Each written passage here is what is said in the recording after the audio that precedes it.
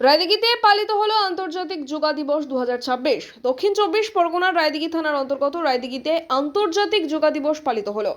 এই দিবসে প্রধানমন্ত্রী নরেন্দ্র মোদী সারা রাজ্য জুড়ে যোগা দিবস পালন করলেন। সবাইকে সচেতন করার জন্য, অর্থাৎ যোগ বলে রোগ আরোগ্য হয়, তাই প্রতিটি শিশু থেকে বয়স্কদের এই যোগাসন ব্যবস্থা করলেন। রায়দিঘিতে শিবানন্দ যোগ অ্যান্ড নেচারোপ্যাথি ইনস্টিটিউটের শিক্ষক ও শিক্ষিকা দুজনে মিলে প্রায় 400 শিশু থেকে বয়স্কদের যোগা প্রশিক্ষণ দিলেন। শিক্ষিকা চন্দনা হালদার এবং শিক্ষক হারাধন হালদার মহাশয়। তত্ত্বাবধানে ছিলেন মধুমিতা রানা মহাশয়। তাদের এই প্রতিষ্ঠানটি রায়দিঘি, যোগেন্দ্রপুর, কাশীনগর এবং গড়িয়ায় কাছে রয়েছে। সপ্তাহে দুদিন সব বয়সী ছেলে মেয়েদেরকে প্রশিক্ষণ দিয়ে থাকেন, কিন্তু আজ বিশেষ করে সারা রাজ্যব্যাপী সমস্ত সম্প্রদায়ের মানুষ এই যোগাসনে যুক্ত হয়েছেন। শারীরিক বিকাশ ও সুস্থ সবল থাকতে এই যোগাসনের প্রয়াস। তাই প্রধানমন্ত্রী নরেন্দ্র মোদী মহাশয় এবং মুখ্যমন্ত্রী শুভেন্দু অধিকারী মহাশয় আজ এই যোগা দিবসটি যথাযথ মর্যাদার সাথে পালন করলেন। রায়দিঘি থেকে তপন কুমার দাসের রিপোর্ট, ডিএন নিউজ বাংলা। আজকের বিশ্ব যোগা ডে আমাদের আদরণীয় এবং বিশ্বের সবথেকে বরিষ্ঠ সম্মানীয় মোদিজি সবসময় যোগা ডে পালন করে থাকেন। বিশেষ করে পশ্চিমবঙ্গ দিবস পালন হয়েছে 20 তারিখ, আজ 21 তারিখ, আজকের আমাদের বিশ্ব যোগা ডে। এই যোগা ডেতে উনি এসেছেন আমাদের কলকাতাতে।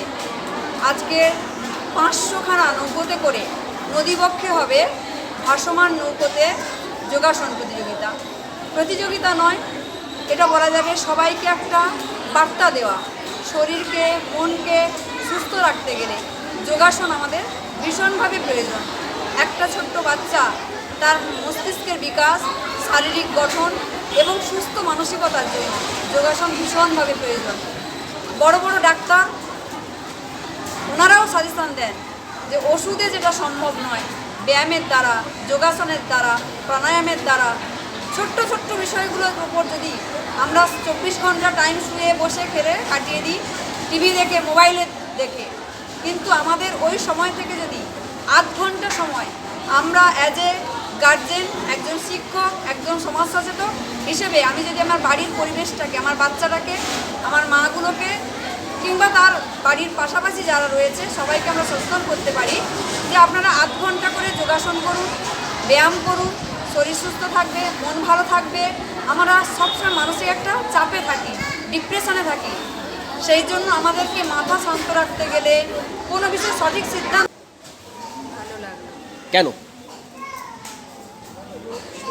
যোগাসন করলে কি হয়? শরীরের প্রতি সব কিছু ভালো থাকে, কোনো অসুখ হয় না। গাড়ির জন্য ব্যায়াম করলে সবাই জায়গায় বসে থাকে। আগে কি ব্যায়াম করতেন? হ্যাঁ, সবাই বসে থাকে। আজকে কি ব্যায়াম হচ্ছে এটা? আজকে কি ব্যায়াম হচ্ছে? যোগাসন হচ্ছে। যোগাসন, যোগ বলে রোগ আরোগ্য হচ্ছে। আপনি কোনো রোগে ভুগছেন কি? উঠকে যাচ্ছে, সুস্থ হচ্ছেন, মনে মনে করছেন? আপনি কতদিন শিখছেন?